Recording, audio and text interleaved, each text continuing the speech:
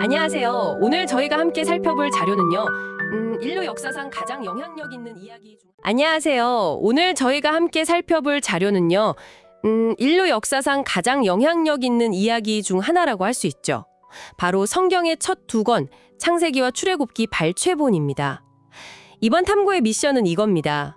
세상의 시작부터 한 민족의 탄생까지 이 거대한 서사가 어떻게 전개되는지 그 핵심적인 흐름을 한번 따라가 보는 거예요. 신과 인류 전체의 관계에서 시작해서 그 초점이 어떻게 보면 되게 인간적이고 때로는 문제가 많은 한 가족에게로 좁혀지는지, 그리고 그 가족의 드라마가 어떻게 한 민족의 정체성을 만드는 청사진이 되었는지를요. 자, 그럼 한번 제대로 파고들어 볼까요? 네, 아주 좋은 접근이에요. 이게 단순히 오래된 신화 모음집이 아니거든요. 수천 년 동안 서구 문명의 세계관, 또 가치관을 형성해온 말 그대로 운영체제, OS 같은 이야기들이죠. 이 이야기의 흐름을 좇다 보면 왜 특정 개념들이 우리 문화에 이렇게 깊이 뿌리 내렸는지 그걸 이해하게 될 거예요. 좋습니다. 그럼 이야기의 맨 처음 창세기 1장으로 한번 가보죠. 태초에 하나님이 천지를 창조하시니라? 이 구절로 시작되는데 6일간의 창조 과정을 보면 무슨 시처럼 놀라운 리듬감이 느껴져요. 빛과 어둠, 하늘과 바다, 땅과 식물, 이렇게 세상을 나누고 또 채워넣는 과정이 반복되죠. 맞아요. 바로 그 시적인 구조가 핵심입니다. 창조 이전의 상태를 자료에서는 혼돈하고 공허하다고 묘사하거든요. 그러니까 창조는 무에서 유를 만드는 것만큼이나 이 무질서한 혼돈, 카오스에 질서를 부여하는 과정이라는 거죠. 그리고 각 단계마다 보시기에 좋았더라라는 후렴구가 붙잖아요. 이건 이 세상에 원래부터 선하고 또 목적을 가진 공간으로 설계되었다는 하나의 선언 같은 거예요. 그 질서 잡힌 세상에 첫 인류, 아담과 하와가 등장하고 곧바로 문제가 생기죠. 네. 에덴 동산에서 금지된 열매를 먹고 쫓겨나는 이야기요. 근데 여기서 끝나는 게 아니라 그들의 아들인 카인이 질투심 때문에 동생 아벨을 죽이는 인류 최초의 살인사건으로까지 번져요. 바로 그 지점이 중요해요. 에덴에서의 불순종이라는 어떤 개인적인 차원의 문제가 어떻게 인간 사회 전체의 폭력과 갈등으로 확산되는지를 보여주는 거죠. 죄가 마치 바이러스처럼 퍼져나가는 모습을 아주 상징적으로 보여줍니다. 그렇죠. 그리고 그 타락이 정말 극에 달하니까 하나님이 홍수로 세상을 한번 리셋하시는 그 노아의 홍수 이야기가 나오고요. 네. 그 후에도 인류는 하늘에 닿는 탑을 쌓아서 신에게 도전하려고 하죠. 바벨탑 사건이요. 네. 이 초기 이야기들은 사실 하나의 패턴을 보여줘요. 인류가 계속해서 선을 넘고 실패하는 패턴. 그래서 바벨탑 이후의 이야기의 스케일이 갑자기 확 바뀝니다. 하나님이 인류 전체를 상대하는 걸 멈추고 완전히 새로운 전략을 시작하는 것처럼요. 아, 그게 바로 아브라함의 등장이군요. 맞습니다. 전 인류를 다루던 카메라가 갑자기 메소포타미아의 한 평범한 남자 아브라함에게로 준인하는 느낌이에요. 하나님이 그에게 내 고향을 떠나 내가 지시할 땅으로 가라고 하시죠. 여기서 핵심 키워드는 언약이에요. 근데 이걸 그냥 약속이라고만 생각하면 그 무게감을 좀 놓치기 쉬워요. 고대 근동에서 언약이라는 건 목숨을 건 조약, 아주 신성하고 절대적인 계약이었거든요. 하나님은 아브라함에게 큰 민족, 땅, 그리고 복의 근원이 될 거라는 그야말로 우주적인 스케일의 계약을 제안하신 거죠.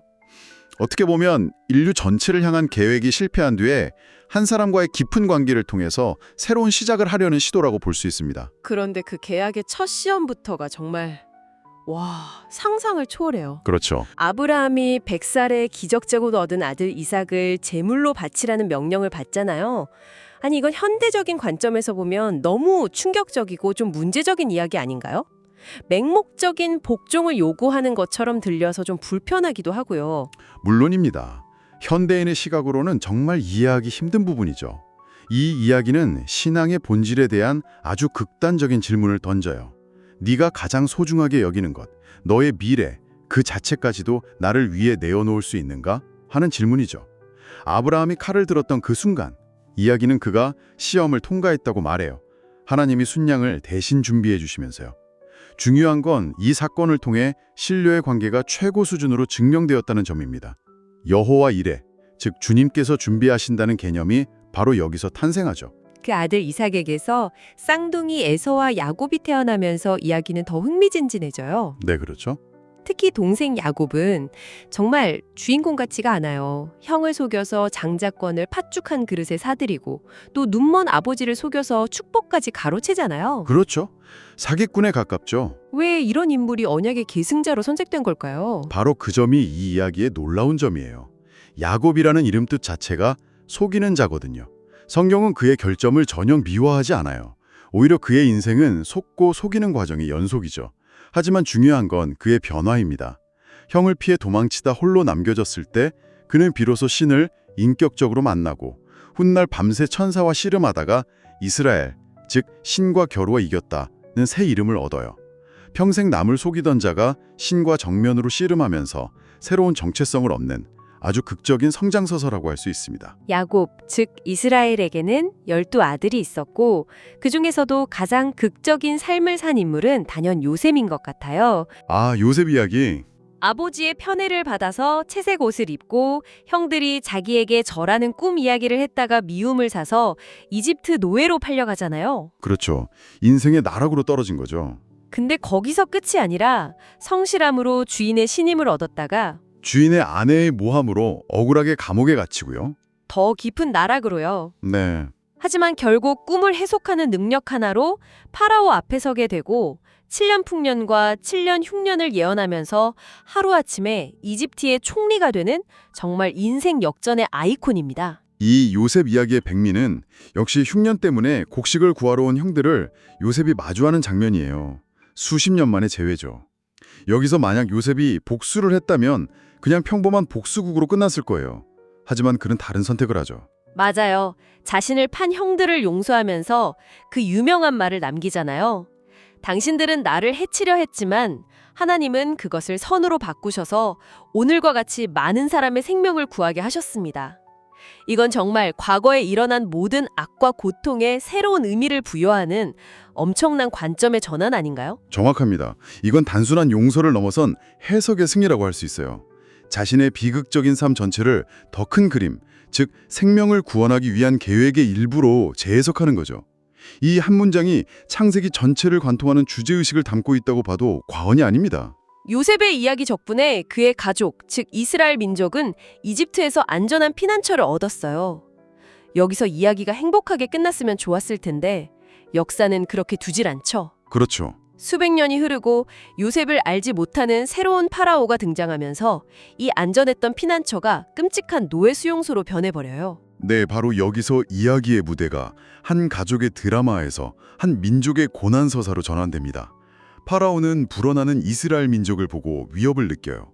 그래서 혹독한 강제 노동을 시키고 심지어 갓 태어난 남자 아기들을 모두 죽이라는 말살 정책까지 펴죠. 민족 전체가 절체절명의 위기에 빠진 겁니다. 그 암흑 같은 시대에 한 아이가 태어나죠. 갈대 상자에 담겨 강물에 띄어졌다가 기적적으로 파라오의 공주에게 발견돼서 왕궁에서 자라나는 아이. 물에서 건져냈다는 뜻의 모세. 정체성의 역설이죠. 그는 이집트의 왕자로 자랐지만 혈통은 핍박받는 노예 민족이었어요. 그 내적 갈등이 결국 폭발해서 이집트인을 죽이고 광야로 도망치게 되고요. 그리고 40년간 잊혀진 양치기로 살아가죠. 그러다 어느 날 꺼지지 않는 불꽃에 휩싸인 떨기나무 앞에서 신의 음성을 듣게 되죠. 여기서 하나님이 자신을 소개하는 방식이 굉장히 독특해요. 아, 그렇죠. 나는 스스로 있는 자니라. I am who I am. 이게 무슨 뜻인가요? 아주 심오한 말이에요. 이건 이름이라기보다는 존재에 대한 선언에 가깝습니다. 나는 다른 어떤 것에도 의존하지 않는 근원적인 존재다. 혹은 인간의 언어로 규정되거나 파악될 수 있는 존재가 아니라는 뜻을 담고 있죠. 바로 이 신비로운 존재가 잊혀진 도망자 모세에게 그의 민족을 해방시키라는 불가능해 보이는 사명을 주는 거예요. 그 사명을 받고 파라오 앞에 선 모세가 내 백성을 보내라고 요구하지만 당연히 파라오는 비웃죠. 네, 들어줄 리가 없죠. 여기서부터 그 유명한 10가지 재앙이 이집트 땅에 쏟아지기 시작해요. 나일강이 피로 변하고 개구리, 파리, 메뚜기 떼가 온 땅을 뒤덮고요. 여기서 재앙들을 그냥 기적의 목록으로만 보면 핵심을 놓칩니다. 이건 고대 세계의 신들 간의 전쟁, 즉 신학적인 전쟁이에요. 각 재앙은 이집트인들이 숭배하던 신들을 직접적으로 타격하는 방식으로 설계되어 있거든요. 아, 그런 관점이 있군요. 예를 들면요. 예를 들면 나일강을 피로 물들인 건 생명의 젖줄이자 신으로 숭배받던 하피에 대한 공격이죠. 또 칠흑 같은 흑암 재앙은 이집트 최고의 신, 태양신 라가 이스라엘의 신 앞에서 무력하다는 걸 보여주는 거고요. 이건 단순한 자연재해가 아니라 이집트의 세계관 전체를 뿌리부터 흔들어버리는 심리전이자 영적 전쟁이었던 셈이에요. 와, 정말 흥미로운 해석이네요. 그리고 마침내 마지막 10번째 재앙, 모든 처음 난 것들의 죽음이 닥치기 직전 이스라엘 백성은 특별한 지시를 받죠. 네, 어린 양을 잡아서 그 피를 문설주에 바르라고요. 죽음의 천사가 그 피를 보고 그 집을 넘어간다, 패스오버라는 것. 이것이 유월절의 기원이 되고요. 맞아요. 그날 밤 이집트 전역에 울려 퍼진 통곡 소리와 함께 수백 년간 이어진 노예의 사슬이 마침내 끊어집니다. 파라오는 굴복했고 이스라엘 민족은 이집트를 떠나죠. 이 출애굽 사건은 이스라엘이라는 민족의 탄생 증명서와도 같아요. 그들의 정체성은 노예였으나 해방된 백성이라는 이 하룻밤의 기억 위에 세워지게 된 겁니다. 오늘 우리는 세상의 창조에서 시작해서 인류의 실패, 그리고 한 가족의 파란만장한 이야기를 거쳐서 마침내 한 민족이 노예의 땅에서 자유를 찾는 여정까지 따라와 봤네요. 네, 혼돈에서 질서로, 약속과 성취, 죄와 구원, 그리고 속박에서 자유로 이어지는 거대한 주제들이 이 이야기들 속에 모두 담겨 있죠. 한 개인의 이야기가 어떻게 민족 전체의 정체성을 만드는 거대한 서사로 확장되는지 정말 놀라운 사례예요. 이 이야기들을 쭉 따라오면서 마지막으로 이런 질문을 던져보고 싶어요. 우리 각자에게도 이런 기원 이야기가 있지 않을까요? 우리 가족이 어떤 어려움을 겪고 여기까지 왔는지, 혹은 내가 어떤 실패를 딛고 지금의 내가 되었는지 하는 그런 이야기들이요. 수천 년 전의 이 이야기들이 오늘 우리에게 여전히 강력한 울림을 주는 이유는 어쩌면 우리 자신의 삶을 형성하는 이런 기원 이야기의 힘을 일깨워주기 때문은 아닐까요? 한 번쯤 생각해 보시면 좋겠습니다.